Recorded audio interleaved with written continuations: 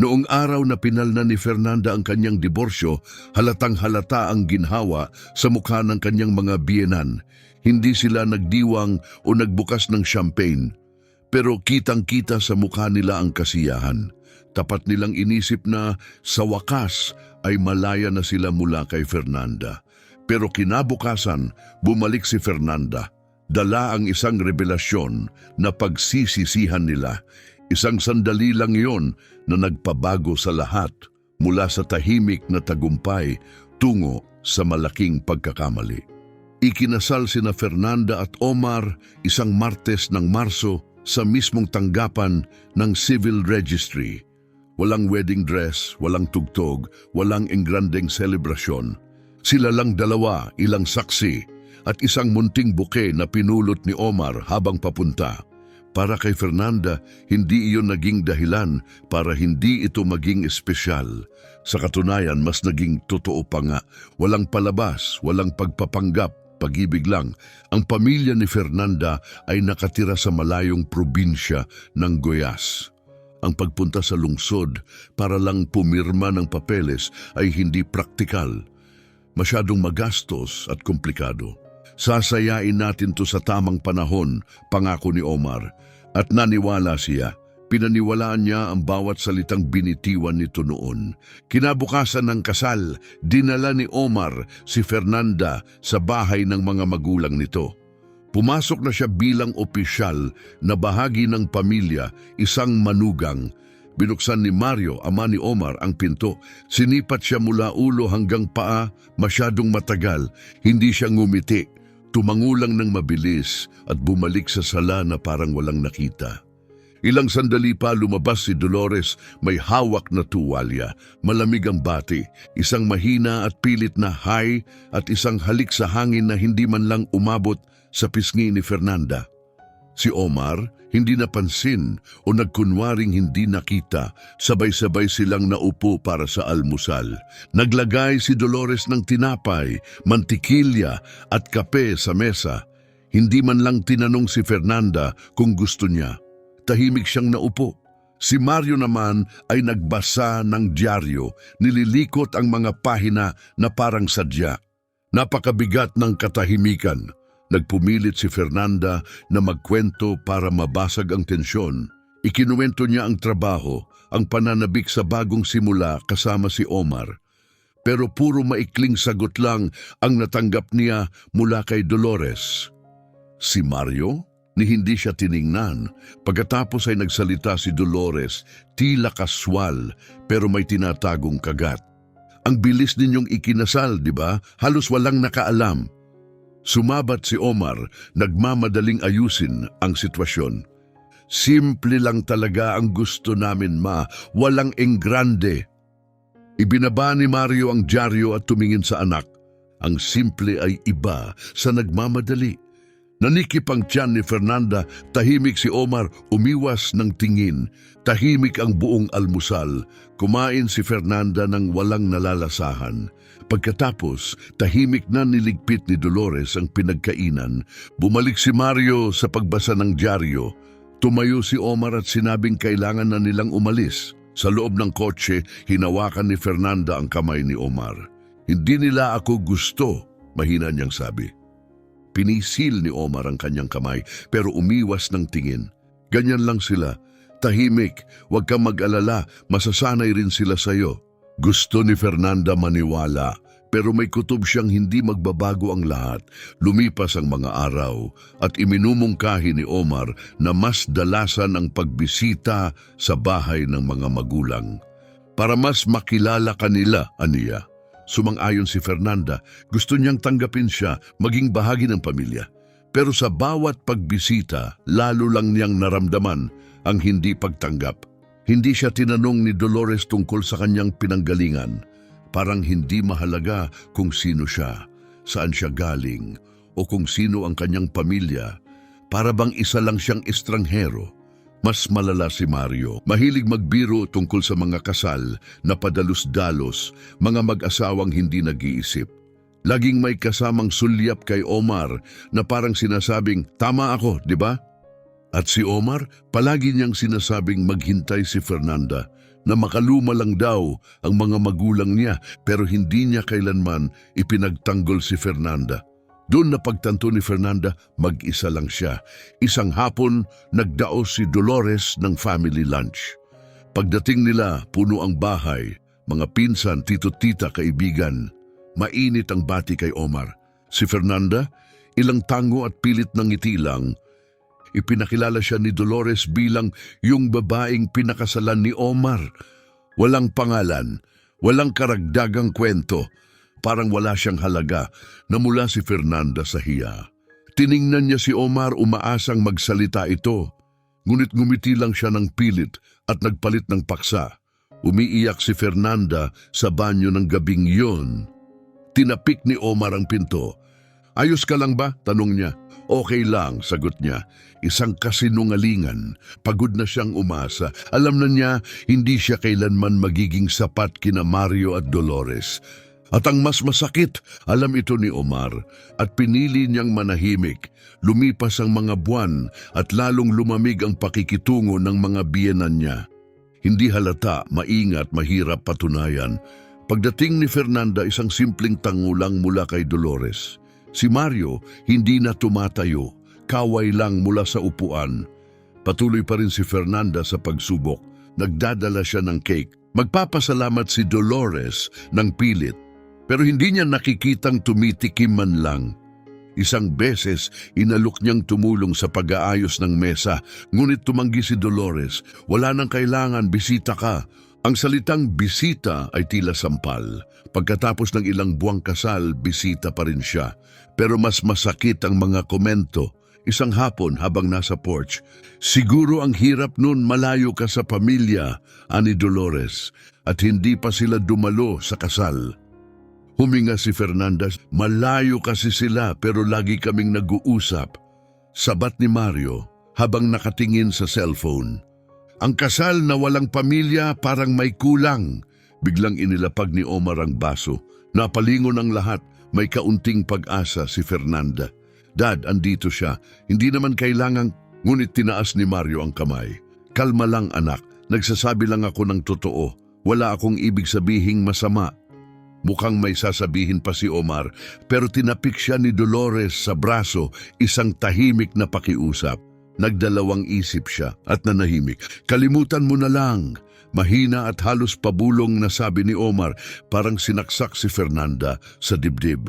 Halos na niyang maramdaman, nakakampihan siya nito, pero sa huli, hindi niya ginawa. Inikot lang ni Omar ang baso ng juice, hindi siya matingnan. Ramdam ni Fernanda ang pagkulo ng galit sa dibdib, pero huminga siya ng malalim. Hindi niya papayagang makitang siya'y mabasag. "Ang mahalaga, mahal natin ang isa't isa," sabi niya.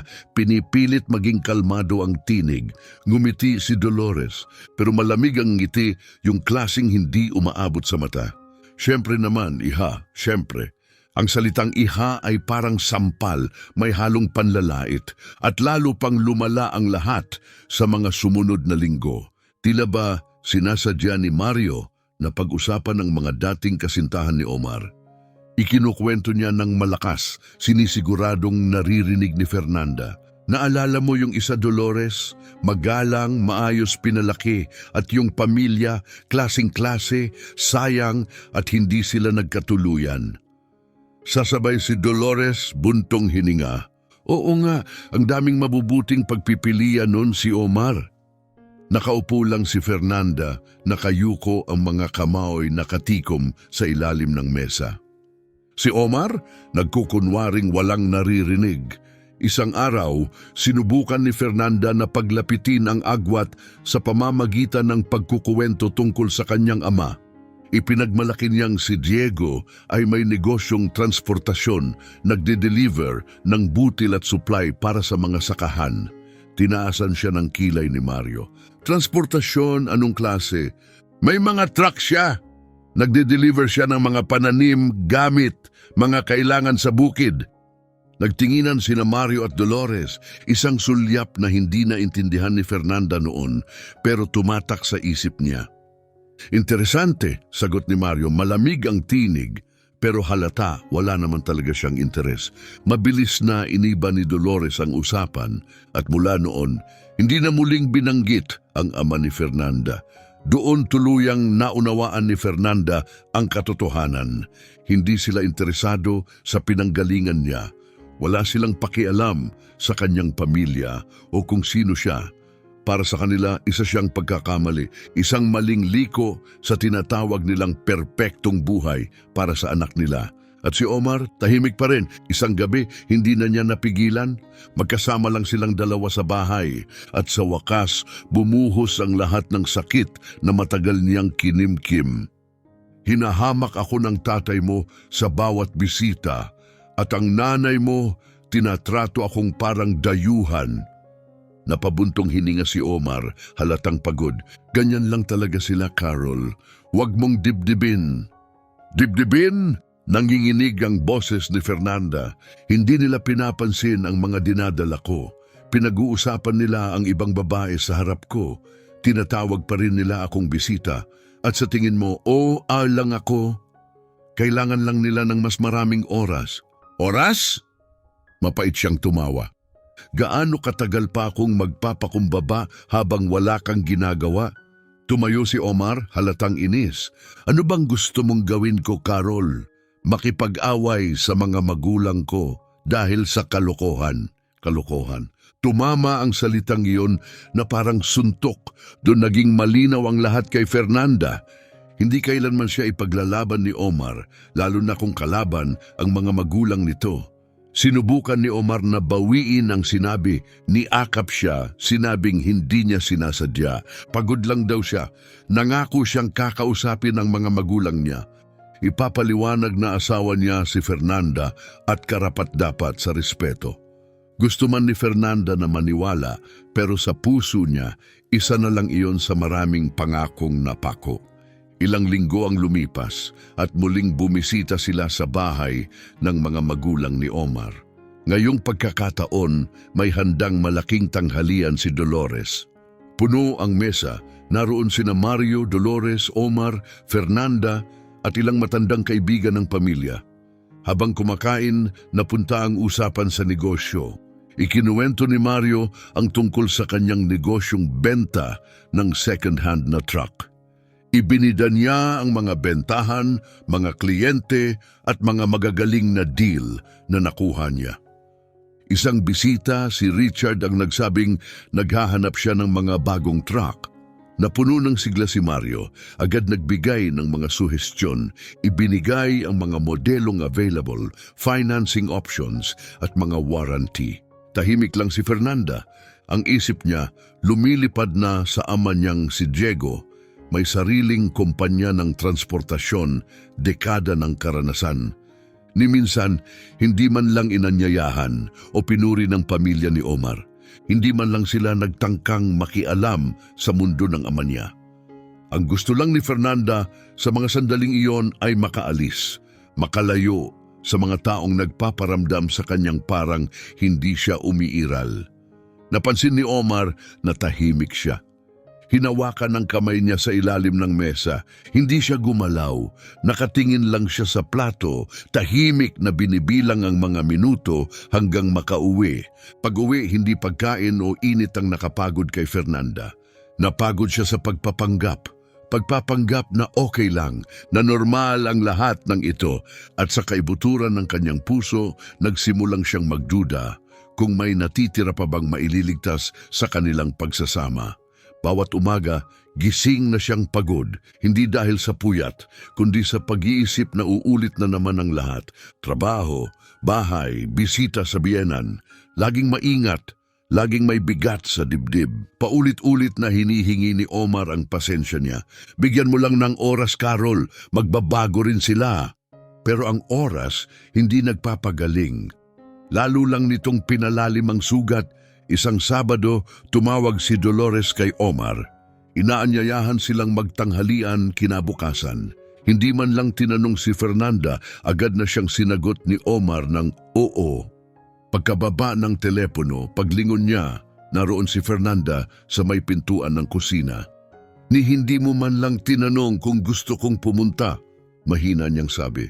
Napabuntong hininga si Omar. Carol, nanay ko yon. Hindi pwedeng tumanggi tuwing weekend.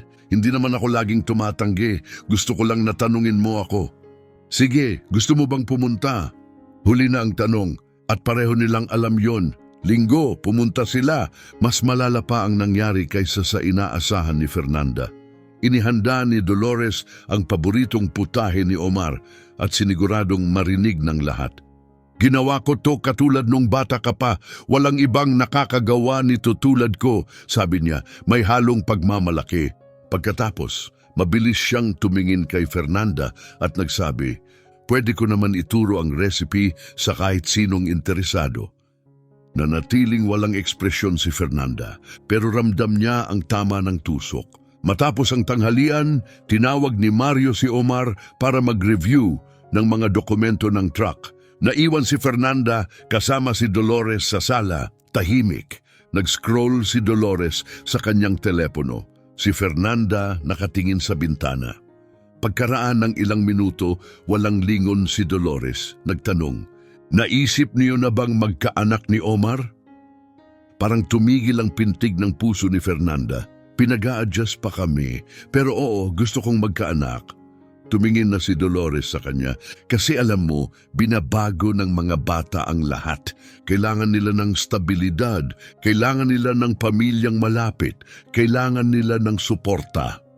Agad na naintindihan ni Fernanda, hindi talaga tungkol sa mga anak ang tanong ni Dolores.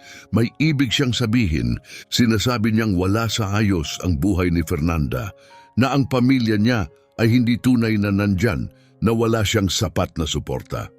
Pinanatili ni Fernanda ang composure at mahinahong sumagot. Sumusuporta sa amin ang pamilya ko, Dolores, kahit malayo sila. Alam ko, sagot ni Dolores, sabay balik sa kanyang cellphone. Pero malayo pa rin ang malayo, di ba? Gusto nang sumigaw ni Fernanda. Gusto niyang tumayo at umalis na lang sa bahay na iyon. Pero hindi niya ginawa, huminga siya ng malalim.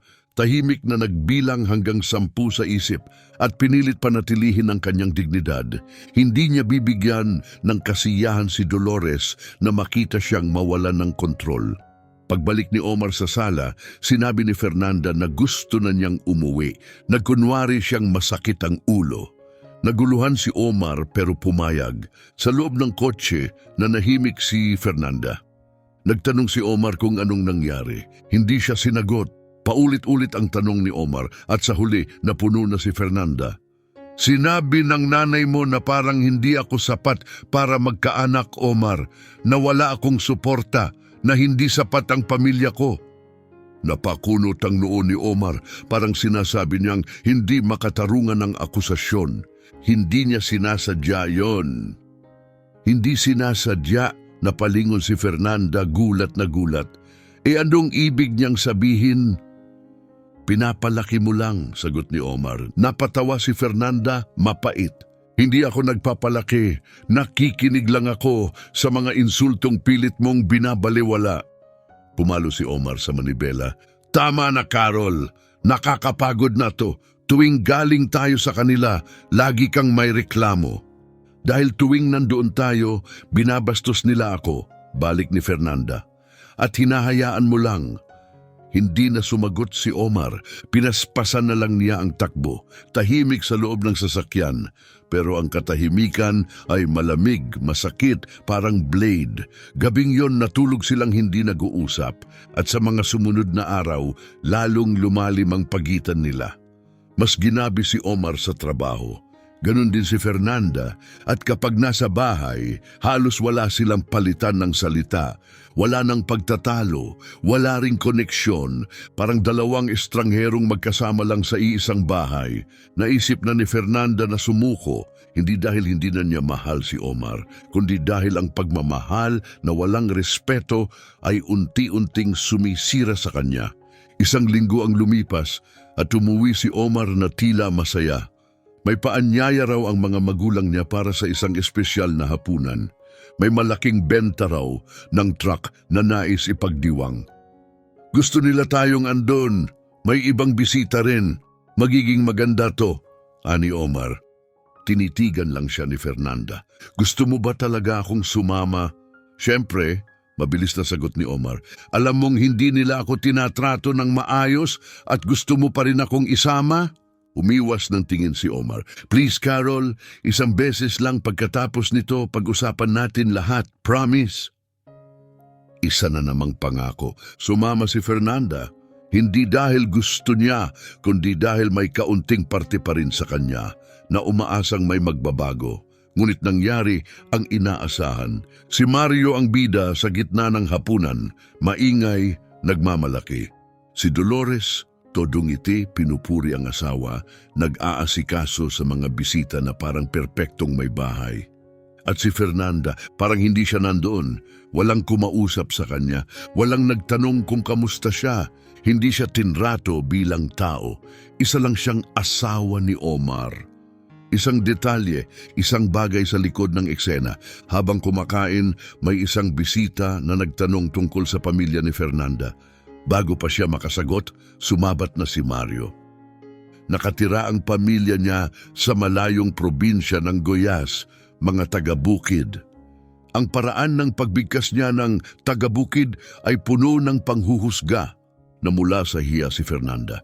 Tumingin siya kay Omar, umaasang magsalita ito. Kahit ano, pero yumuko lang si Omar at nilaro ang pagkain niya, tahimik.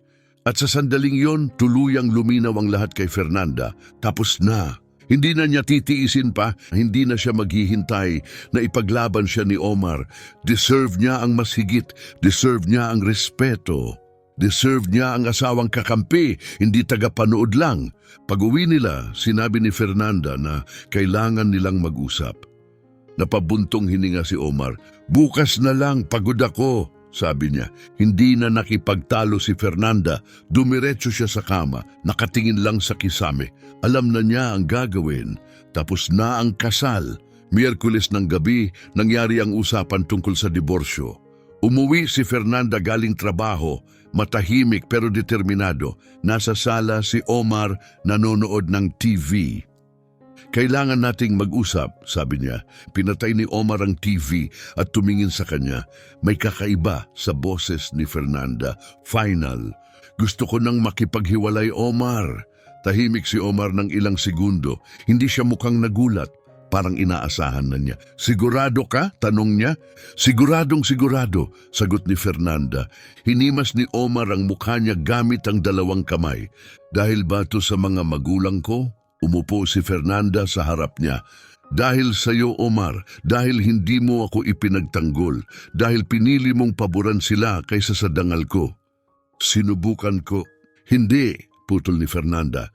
Hindi mo sinubukan, pinahaba mo lang ang pasensya ko. Minamaliit mo ang sakit ko. Akala mo OA ako. Pero kahit minsan, kahit isang beses, hindi mo talaga ako ipinaglaban. Yumuko si Omar. Wala na siyang masabi dahil totoo lahat. Mahal kita, Carol, bulong niya. Hindi ko lang alam paano ito aayusin. Minahal din kita, Omar, mahinahong sagot ni Fernanda. Pero hindi sapat ang pagmamahal kung wala ang respeto. Tahimik sila. Hindi galit ang katahimikan, kundi malungkot, mabigat at hindi maiiwasan. Kinabukasan, nagkita sila ng abogado. Simple lang ang diborsyo.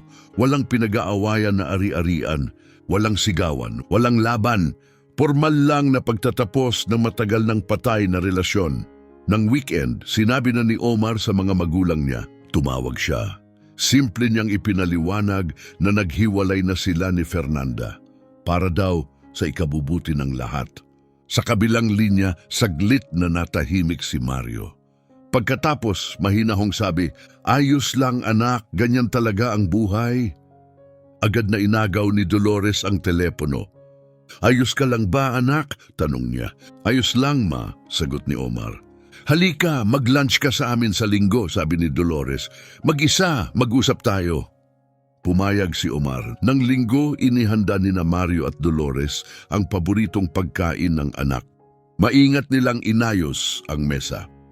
Binuksan ang bote ng alak na matagal na nilang iniipon. Napansin yun ni Omar. Nagdiriwang sila, hindi hayagan, walang tugtugan o tawanan. Pero nandoon ang kasiyahan, tahimik na nakaupo sa silid. Sa kabila ng lahat, magaan ang naging mood sa tanghalian. Totoo ang mga ngiti. Mas mainit si Dolores kaysa mga nakaraang buwan. Parang sinusubukang burahin ang nakaraan. Habang kumakain, tinaas ni Mario ang kanyang baso. Isang toast para sa mga bagong simula, aniya. Saglit na nag-alinlangan si Omar, tapos dahan-dahang tinaas ang baso. Nagtagayan sila. Nilagyan pa ni Dolores ng mas maraming pagkain ang plato ng anak niya, may ngiting punong-puno ng lambing. Ngayon, makakapag-focus ka na sa sarili mo, anak. Wala nang pasaning dala. Napakunot si Omar. Pasanin. Ganun ang tingin nila kay Fernanda.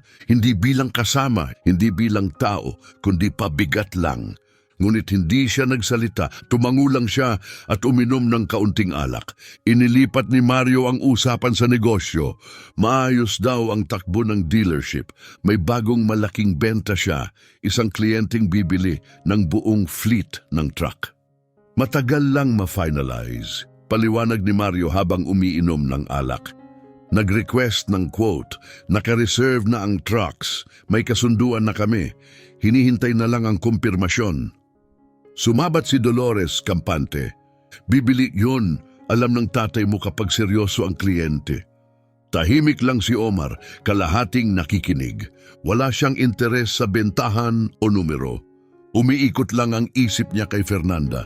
Kung paano nagtapos ang lahat, kung paano niya hinayaang matapos ang lahat. Pero tuloy lang si Mario sa kwento. Ang kakaiba, hindi pa nagpapakita yung kliyente, laging representative lang. Puro tawag at email. Pero sure na, cash, walang financing, kumpirmasyon na lang ang kulang. Nagsalita si Omar para lang may masabi, naka-reserve na talaga yung trucks? 8, sagot ni Mario. Nakapark na, nilinisan, handang i-deliver, hinihintay na lang ang go signal. Ngumiti si Dolores. Malaking tulong ito, deserve ng tatay mo to, pinaghirapan niya buong buhay niya. Pinilit ngumiti si Omar, tumango. Nanatili pa ng ilang oras, pinag-usapan ng trabaho, pamilya, mga alaala, pero wala talaga siya roon. Pag-alis niya, mahigpit siyang niyakap ni Mario at Dolores. Ingat anak, makikita mo ito ang tamang desisyon. Tahimik na tumango si Omar, pero pag-upo niya sa loob ng kotse, bumagsak ang katotohanan sa dibdib niya. Nawala ang babaeng mahal niya, hindi dahil nawala ang pagmamahal, kundi dahil hindi niya nagawang protektahan ito mula sa mga taong pinakamalapit sa kanya. At ngayon, huli na ang lahat. Sa ibang lungsod, mag-isa si Diego sa kanyang opisina sa punong tanggapan ng kanyang transport company. Sa harap niya isang dokumento, isang quote, para sa 8 truck galing sa dealership ni Mario. Alam na niya ang tungkol sa diborsyo. Ikinuwento na sa kanya ni Fernanda ang lahat, ang mga insulto, ang malamig na tingin, ang katahimikan ni Omar tuwing kailangan siyang ipagtanggol. Pero hindi niya ginawa. Tahimik na tao si Diego, hindi pala salita, pero naniniwala siya sa aksyon. Kinuha niya ang telepono at tinawagan ng consultant na humahawak ng negosasyon. Tuloy pa ba ang deal? Opo sir. Sagot ng consultant, naka-reserve na ang mga truck, kumpirmasyon na lang ang hinihintay. Mabuti, pero huwag mo munang kumpirmahin. Hintayin mo ang signal ko, naiintindihan? Opo, sir. Binaba ni Diego ang tawag. Tumingin siya sa litrato sa estante. Si Fernanda nakangiti, maliwanag ang mga mata. Ang anak niyang babae. Pinalaki niya bilang matatag, may dangal, at trinato siya ng mga taong yon na parang walang halaga. Hindi naniniwala si Diego sa paghihiganti, pero naniniwala siya sa hustisya. At ang hustisya alam niyang hindi palaging maingay. Minsan tahimik ito, matalim at hindi inaasahan. Binuksan niya ang desk calendar. Minarkahan ang isang petsa, ang araw pagkatapos mapirmahan ang diborsyo. Yun ang araw na tunay na maiintindihan ni Mario at Dolores ang bigat ng ginawa nila. 3 linggo bago iyon, nagsimula ng kumilos si Diego. Hindi siya lumabag sa batas.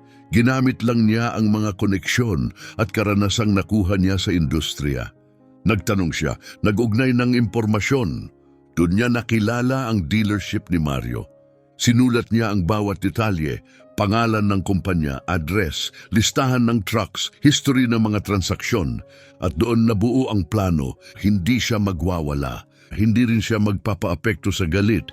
Gagawin niya ang alam niyang pinakamabisa, negosyo. Matalino, kalkulado at malinis, umuha siya ng fleet acquisition consultant. Isang profesional na sanay sa mga discreet na deal para sa mga kliyenteng gusto ng anonymity. Bibili ako ng 8 truck, sabi ni Diego. Handa ang pondo, pero ayokong malaman muna kung sino ako. Pumayag ang consultant. Diretsong trabaho, siguradong komisyon. Ang consultant ang unang lumapit kay Mario. Sinabing may malaking transport company siyang kinakatawan. Bibili ng 8 truck, cash. Tuwa-tuwa si Mario, bihira ang ganitong bentahan. Sinimula ng negosasyon, humingi ang rep ng larawan, specs at maintenance records. Sinunod ni Mario ang lahat, excited makuha ang deal. Pinag-usapan ang presyo. Sinabi ni Diego, mag-offer ng patas, gusto kong paniwalaan niyang totoo ito. At naniwala nga si Mario. Emails, tawag, numbers, lahat pinag-usapan. At bawat hakbang, lalong lumalim ang paniniwala ni Mario na sigurado na ang benta. Naka-reserve na ang 8 truck, tinanggal sa market. Ayaw niyang ipagkatiwala sa iba ang deal na to. Napansin ni Dolores ang saya ni Mario. Totoo ba talaga to? Tanong niya. Oo, sagot ni Mario, puno ng kumpiyansa. Seryoso ang tao, lahat nakaayos na. Sinimulan na niyang sabihin sa mga tao, sa family lunch, sa inuman, pinagmamayabang niya ang darating na pera. Plano na niya ang expansion ng negosyo at lahat ng yon ayon sa plano ni Diego. Tuloy ang update. Ino-authorize niya ang bawat galaw. Tahimik na nanonood mula sa malayo. Hindi siya nagmamadali. Alam niyang darating din ang tamang sandali at si Fernanda wala siyang alam. Pinili ni Diego na huwag siyang isali. Hindi na ito laban ni Fernanda, ito'y sa pagitan niya at sa mga taong binastos ang taong pinakamahal niya. Isang linggo bago ang pirmahan ng diborsyo, tumawag ang consultant kay Mario. Handa na ang kliyente, sabi niya. Pero gusto niyang personal na magpunta para makita ang truck, pirmahan ng papeles at tapusin ang deal ng maayos. Hindi nag-atubili si Mario. Oo naman, handa kami. Wala siyang kaalam-alam sa kung anong darating. Walang problema, pwede siyang pumunta kahit kailan. Buong kumpiyansang sabi ni Mario. Itinakda ang meeting para sa susunod na linggo. Eksaktong pagkatapos mapirmahan ang diborsyo ni Fernanda, tinawagan ni Diego ang consultant para kumpirmahin. Perfect, maghihintay na lang tayo. Nakaayos na ang lahat, pero sa pagkakataong ito, si Diego mismo ang pupunta. Gusto niyang tumingin sa mga mata ni Mario sa sandaling maunawaan nito kung sino talaga ang kliyente. Bago ang lahat, tinawagan muna ni Diego si Fernanda. Wala siyang binanggit tungkol sa mga truck. Tinanong lang niya kung kamusta na to, kung may kailangan ba. Ayos lang ako, Dad. Sa totoo lang, parang gumaan ang pakiramdam ko. Ang pagpirma sa mga papeles ay makakatulong para makamove on. Karapat dapat ka sa mas maganda, Fernanda, mahinahong sagot niya. Salamat, Dad. Wala nang ibang sinabi si Diego, pero sa loob niya, alam niya, matututo ang pamilyang yon na may kabayaran ang paglapastangan sa anak niya. Sa dealership, relax at kumpiyansa si Mario. Nilinis, ininspeksyon at inihanda na ang mga truck. Nasa ayos ang lahat, biniro pa siya ni Dolores. Malaking pera ang papasok dyan ha. Baka matuloy na ang trip na pinaplano mo. Baka nga, sagot ni Mario nakangiti. Ni katiting na duda wala sa kanya. Para sa kanya isa lang itong magandang benta, isa pang panalo sa negosyo ang hindi niya alam. May pangalan ng deal na yon at ang pangalang iyon ay pag-aari ng lalaking hindi niya kailanman pinansin. Ang ama ng babaeng paulit-ulit nilang binastos sa katahimikan. Lumipas ang oras, dumating ang araw ng diborsyo. At sa sumunod na araw, darating ang katotohanan. Matututo sina Mario at Dolores na hindi lahat nakakalimot. na minsan ang hustisya ay mukhang negosyo hanggang sa hindi na. Huwebes ng umaga, tahimik na magkatabing nakaupo sina Fernanda at Omar sa registry office. Mabilis ang pirmahan, walang drama, walang luha. Pagkatapos niyakap nila ang isa't isa, saglit lang, walang salita. Dalawang bagay ang naramdaman ni Fernanda sa paglabas niya, gaan dahil tapos na. At lungkot dahil minsan naniwala siya na magtatagal sila. Tumawag siya agad sa ama niya. Tapos na, Dad, pinirmahan ko na. Kamusta ang pakiramdam mo? Ayos lang, sa totoo lang. Huminga ng malalim si Diego sa kabilang linya. Mabuti. Bukas, kung pwede ka, samahan mo ako. May aasikasuhin lang tayo. Ano nga asikasuhin? Basta, sandali lang to. Magtiwala ka sa akin. Sige. Anong oras? Sunduin kita ng 9:00. Kinabukasan, eksaktong oras dumating si Diego. Sumakay si Fernanda sa sasakyan, hindi sigurado kung saan sila pupunta. Tahimik lang si Diego habang nagmamaneho. Dad, saan ba tayo pupunta? Malalaman mo rin. Pagdating nila sa harap ng dealership ni Mario, tila tumigil ang pintig ng puso ni Fernanda. Bakit tayo nandito? Lumingon si Diego, matatag ang boses. May tatapusin akong negosyo at gusto ko andyan ka. Bagamat litong-lito, sumunod si Fernanda. Pagpasok nila, nakita nila si Mario sa likod ng mesa, nagtatype. Nang makita siya, nagulat ito. Fernanda, anong ginagawa mo rito? Bago pa siya makasagot, lumapit si Diego. Magandang umaga, ako si Diego, ama ni Fernanda. Napatigil si Mario, naguluhan. Tiningnan silang mag-ama, parang binubuo ang koneksyon sa isipan. Ikinagagalak kong makilala ka, sabay abot ng kamay. Matatag na kinamayan siya ni Diego. Ang saya ay akin. Personal akong pumunta. Gusto kong makilala ang lalaking nagbebenta sa akin ng 8 truck. Napatigil si Mario. Sandali, kayo yung... Oo, tango ni Diego. Ako ang kliyente. Tumahimik ang buong opisina. Napatingin si Mario sa consultant. Tumango ito, kumpirmasyon. Hindi ko alam, pautal na sabi ni Mario. Tahimik ngunit matatag si Diego. Siyempre hindi mo alam. Hindi mo naman inalam kung sino ako. Hindi ka nagtanong. Wala kang interes. Biglang lumabas si Dolores, nahatak ng ingay. Napatigil siya sa pintuan nang makita si Fernanda at Diego. Anong nangyayari dito? Doon tuluyang naunawaan ni Fernanda ang lahat. Lumingon siya sa ama. Tapos sa mga taong dati itinawag niyang pamilya, tinitigan ni Diego si Dolores. Malamig, matatag. Magandang umaga, ako si Diego. Baka maalala mo bilang yung taga-probinsya. Namutla si Dolores. Sinubukang bumawi ni Mario. Diego, pwede nating pag-usapan to. Ayos na ang deal. Ayusin na natin ng profesional. Tiningnan siya ni Diego, matatag. Kahapon nagdiwang kayo dahil wala na ang anak ko. Ngayon narito ako para sabihin, wala nang deal. Nanlamig ang mukha ni Mario. Anong ibig mong sabihin? Pwede nating pag-usapan, bawasan ko pa ang presyo. Hindi ito tungkol sa pera, sagot ni Diego. Ito'y tungkol sa respeto.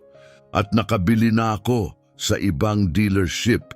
Napaupo si Dolores, maputla, walang imik. Nanonood si Fernanda, kita niya sa mga mata ni Dolores ang luha, hindi lungkot, kundi hiya. Pagkabigla, muling nagsalita si Mario. Diego, please, magpakatao ka naman. Wala itong kinalaman sa pera, Mario, sagot ni Diego. Ito ay tungkol sa pagkatao. Tumingin siya kay Fernanda at inilahad ang braso. Tara na, anak. Lumakad sila papunta sa pinto. Pero bago lumabas, lumingon si Fernanda. Nakatingin lang si Mario.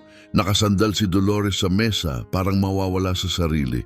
Hindi galit ang naramdaman ni Fernanda, hindi rin paghihiganti, kundi kapayapaan. Hindi niyo kailanman sinubukang kilalanin ako, mahinahong sabi niya. Hindi niyo pinahalagahan kung saan ako galing o kung sino ang nagpalaki sa akin. Ngayon, alam niyo na, sandaling tumigil siya. At ngayon, wala na rin yung halaga. Lumabas siya ng opisina.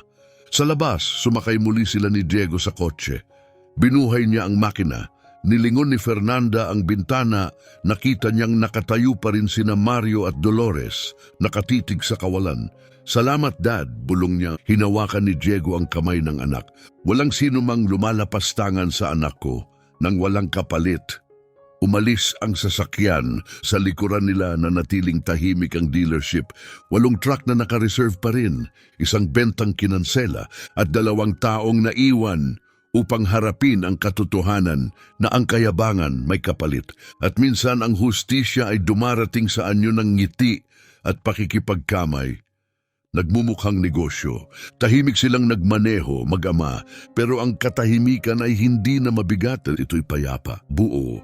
Tumingin sa bintana si Fernanda, pinagmamasdan ang lungsod. At sa unang pagkakataon sa loob ng maraming buwan, malaya na siya. Gaan, tahimik sa loob ng kotse, pero hindi na ito mabigat. Matagal silang walang imik, hanggang sa nagsalita si Fernanda, nakatingin pa rin sa bintana. Gaano katagal mo itong pinlano? Nakatingin pa rin sa daan si Diego, simula noong una mong ikinuwento na hindi ka nila nire-respeto. Lumingon si Fernanda sa kanya. Bakit? Dahil anak kita, mahinahong sagot ni Diego, at walang sino man ang pwedeng umapak sa anak ko nang walang kahihinatnan. Ngumiti si Fernanda, maliit pero totoo. Deserve nila yon. Oh, tango ni Diego. Napaisip si Fernanda tungkol kay Omar. Alam na kaya niya? Tumawag na kaya sina Mario at Dolores sa panik, pilit na nagpapaliwanag? Siguro, pero wala na yung halaga. Tapos na ang kabanata, hindi sa sigawan, hindi sa paghihigante, kundi sa dignidad. Pagka-uwi nila, nagluto si Diego ng kape. Umupo silang magkasama sa terasa, tahimik pero mapayapa. Ngayon, ano na? Tanong ni Diego. Sandaling nag-isip si Fernanda. Ngayon magsisimula ako ulit, pero sa tamang paraan na. Walang lingon sa nakaraan, umiling siya. Walang lingon. Ngumiti si Diego. Mabuti, dahil mula pa noon karapat-dapat ka sa mas mabuti, anak. Sa mga sumunod na linggo, nagsimulang mabuhay muli si Fernanda. Hindi lang basta nag-survive, talagang namuhay. Lumabas siyang muli kasama ang mga kaibigan, tumawa ng walang guilt. Tinanggap niya ang isang bagong proyekto sa trabaho. Isang proyektong dati tinanggihan niya dahil sinabi ni Omar na masyado raw itong kukonsumo ng oras.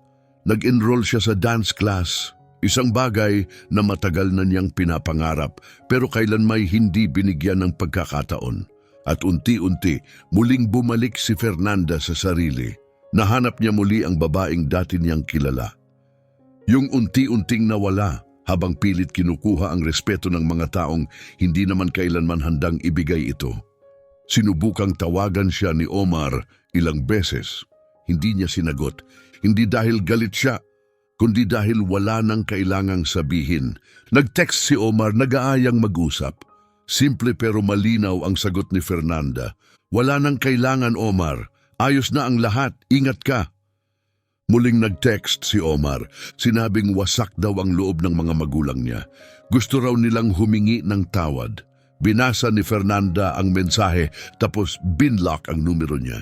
Dahil hindi lahat ng laban ay dapat paglaanan ng lakas. 3 buwan ang lumipas. Nagkakape si Fernanda sa isang tahimik na panaderya nang may mapansin sa kalsada. Si Dolores. Nagtagpo ang kanilang mga mata, walang ngiti, walang kaway, isang tahimik na pagkilala. 2 babaeng minsang magkasama sa iisang tahanan, pero kailan may hindi magkakampi. Si Dolores ang unang umiwas ng tingin. Nagpatuloy siya sa paglalakad na kayuko. Si Fernanda muling bumaling sa kape, walang galit, walang pait, tanging kapayapaan. Dahil sa huli, ang tunay niyang tagumpay ay hindi ang pagsisisi ng iba, kundi ang pagkaalam na hindi niya kailanman kailangan ang kanilang pag-apruba. 6 na buwan ang lumipas. Habang kumakain ng tanghalian, tinanong siya ni Diego. Ayos ka lang ba? Ngumiti si Fernanda. Ayos na ayos, Dad. Totoo. Sulit ba? Luminga siya. Sa katahimikan, sa kalinawan, sa kalayaang tinatamasa niya ngayon. Sulit! Ikinatuwa ng iba ang kanyang katapusan, pero para kay Fernanda, Doon talaga nagsimula ang kanyang kwento. Ang muling pagsisimula, hindi laging pakiramdam ay tagumpay kaagad. Pero minsan, ang pinakamatibay na desisyong pwede mong gawin ay ang talikuran, ang mundong hindi ka pinahahalagahan. Ika'y naantig ba ng kwento ni Fernanda? Saang bahagi mo nakita ang sarili mo? Kailan mo sa palagay mo na-realize ni Fernanda na tama ang desisyong ginawa niya? I-share sa comments sa ibaba. Sabihin mo na rin kung saan ka nanonood mula. Don't forget to like, subscribe at i-share ang kwentong ito kung nakaantig sa'yo. Hanggang sa susunod na video.